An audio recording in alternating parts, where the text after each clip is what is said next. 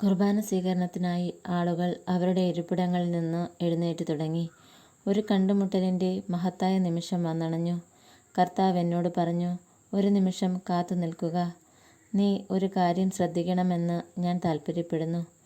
പുരോഹിതൻ്റെ കയ്യിൽ നിന്നും നാവിലേക്ക് വിശുദ്ധ കുർബാന സ്വീകരിക്കുവാനായി നിൽക്കുന്ന വ്യക്തിയെ കണ്ണുകൾ ഉയർത്തി നോക്കുവാൻ എനിക്ക് പെട്ടെന്നൊരു ഉൾപ്രേരണയുണ്ടായി.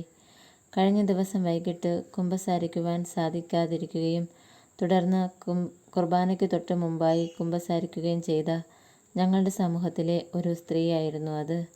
പുരോഹിതൻ ആ സ്ത്രീയുടെ നാവിലേക്ക് വിശുദ്ധ കുർബാന വെച്ചുകൊടുത്തപ്പോൾ സ്വർണ്ണാഭമായ ഒരു വെള്ളപ്രകാശം ആ വ്യക്തിയുടെ ഉള്ളിലേക്ക് ആദ്യം പുറംഭാഗത്തും അവിടെ നിന്ന് ശരീരത്തിന് ചുറ്റും വീണ്ടും തോളിലും അവസാനം തലയിലും പ്രവേശിച്ചു. കർത്താവ് പറഞ്ഞു, എന്നെ സ്വീകരിക്കാനായി ഹൃദയവിശുദ്ധിയോടെ കടന്നു വരുന്ന ഒരാത്മാവിനെ ഇങ്ങനെയാണ് സന്തോഷത്തോടെ ഞാൻ ആലിംഗനം ചെയ്യുന്നത്. ഈശോയുടെ ശബ്ദത്തിൻ്റെ ധ്വനി ഒരു സന്തുഷ്ട വ്യക്തിയുടേതായിരുന്നു. എൻ്റെ സുഹൃത്ത് പ്രകാശവലയത്തിനുള്ളിൽ കർത്താവിൻ്റെ ആലിംഗനത്തിൽ തൻ്റെ ഇരിപ്പിടത്തിലേക്ക് തിരിച്ചു വരുന്നത് അത്ഭുതത്തോടെ ഞാൻ കണ്ടു.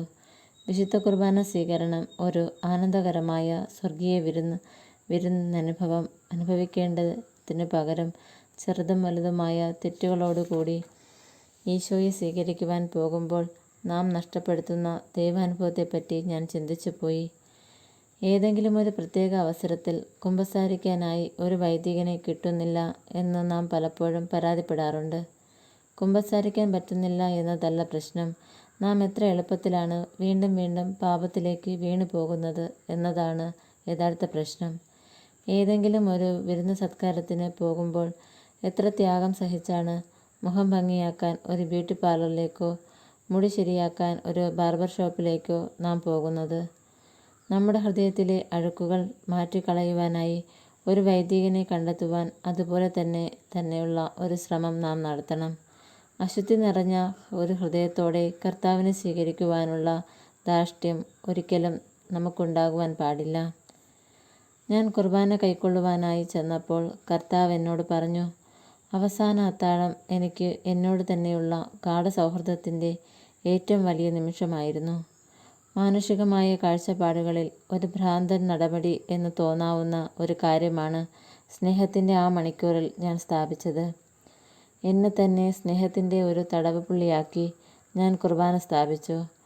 എൻ്റെ ജീവനേക്കാൾ ഉപരിയായി ഞാൻ സ്നേഹിച്ച നിങ്ങൾ ഒരിക്കലും അനാഥരായിരിക്കുവാൻ നിങ്ങളോടുള്ള സ്നേഹം എന്നെ അനുവദിച്ചില്ല.